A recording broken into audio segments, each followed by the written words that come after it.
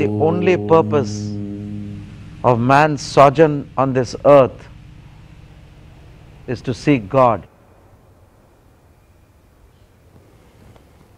So he's written this poem, I scribbled it in a meditation while I was doing kriya. And the title I gave, there's another title of a more extensive thing, but it's a small thing. It can be put up. It's called Yoga, Yogi and Yoganta. Yoga, Yogi and Yoganta. What does the yogi say? I practiced death. I practiced death with bated breath. Bated means measured and gradually decreasing breath. I practiced death with bated breath, became breathless to death by death. When I practiced breath with bated breath, when I practiced death with bated breath, I became deathless. I became breathless to death. I became breathless to death by death. Okay? I became breathless to death. And that's what death wants. Because if you're breathing your life, there's no life in breathlessness, right? So I became breathless to death by death. There's a smaller death I became breathless to, taking the support of the bigger death, which was kriyayoga. I practiced kriyayoga. I practiced death with bated breath. I practiced kriyayoga with bated breath. I practiced death with bated breath, became breathless to death by death, and deathless have become. And deathless have become. But deathlessness to me is not. You see, this is very, because if you become deathless, and deathless have become, I practiced death with bated breath, became breathless to death by death, and deathless have become. I died so many times that I have become deathless. So here's where America takes its attaboy, because you've become immortal, you've achieved the goal, right? You've achieved the goal. Leonardo did that. People in America practicing immortality, but in that they preserve their eyelashes, they preserve their eyebrows, they preserve their breast. If their breast gets cut off, then heaven is gone. So they're very body conscious, and they think that body immortality is the final thing, which it's a great thing. Babaji himself had body immortality. But here comes in the Indian mind. It gives the zing of the sting. This is the thought, the Indian thought comes in. Because this itself is a great thing to be deathless. And deathless I became. Do you understand? When you become deathless, you become what? What is another word for deathless? Immortal. And immortal I became. And when you're immortal, you're with the gods. It's finished. The goal. Here the Gurunath mind steps in. I practiced death with bated breath, became breathless to death by death, and deathless have become. Finale. O grave, where is thy sting? O death, where is thy victory? You have conquered death, right? So this, according to Leonardo, and why not? In the West and amongst the Greeks, it is the finale. That's where the Indian philosophers teach the Greek philosophers. When they went there, they taught them. And here comes the Gurunath mind. He's a party pooper. I practiced death with bated breath, became breathless to death by death, and deathless I've become. I've become immortal. But deathlessness to me is not. The party pooper, what does he say, Gurunath? But deathlessness, immortality to me, it is trash. What's he talking about? But deathlessness to me is not, unless divinity's light shines forth.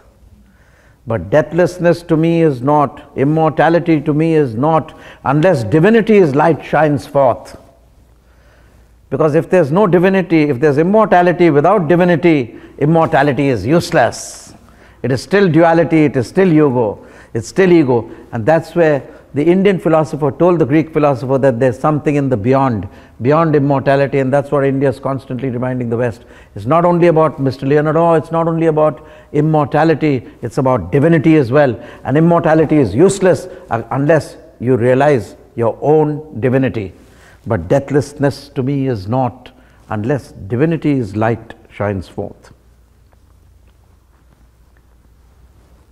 Melting even the immortal veil, melting even the immortal veil, Maya's last effort to derail. Melting even the immortal veil, even immortality is a veil of delusion, Gurunath says. Melting even the immortal veil, Maya's last effort to derail the soul's effort to final reality.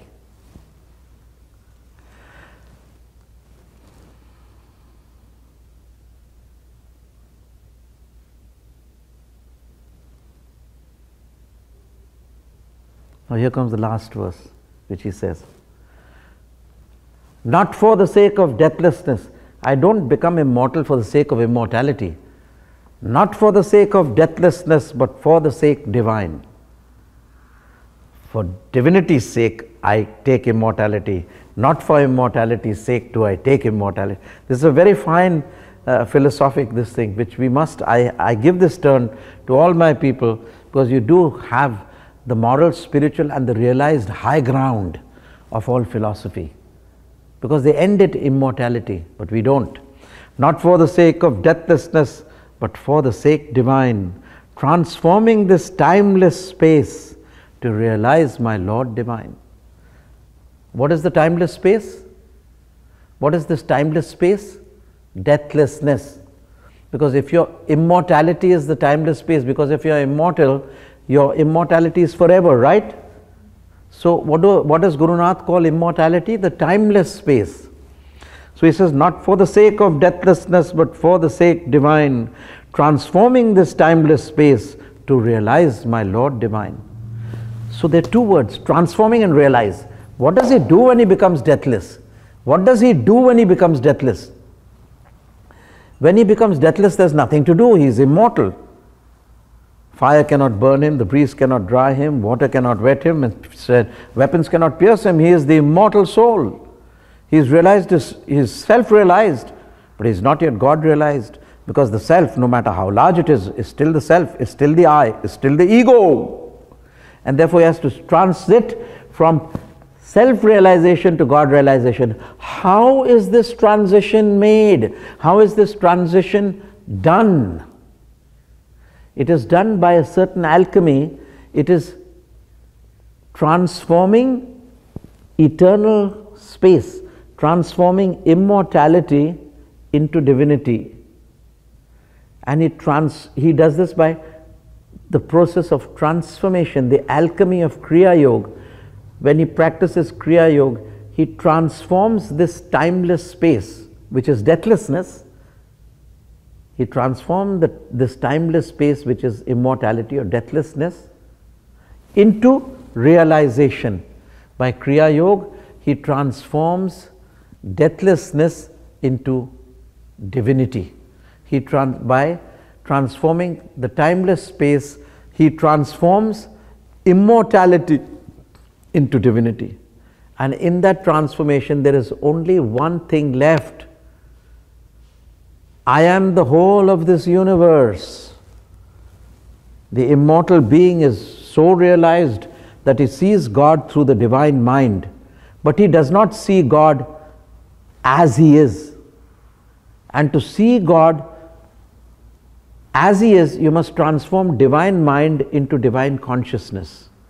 And therefore, the transformation of the divine mind into divine consciousness can be done by melting timeless space into God realization. And this timeless space is compressed and purified and melted and transcended by dissolving the ego. The timeless space, eternity and immortality are one and the same thing, because they are both unending.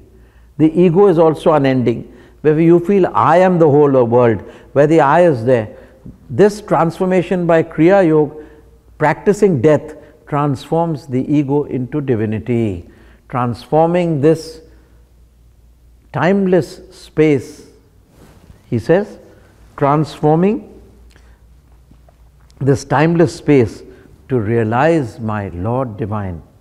And this transformation is transforming the ego into divinity, egolessness. So this is what it is, not for the sake of deathlessness, but for the sake divine, transforming this timeless space to realize my Lord divine. So this is the poem.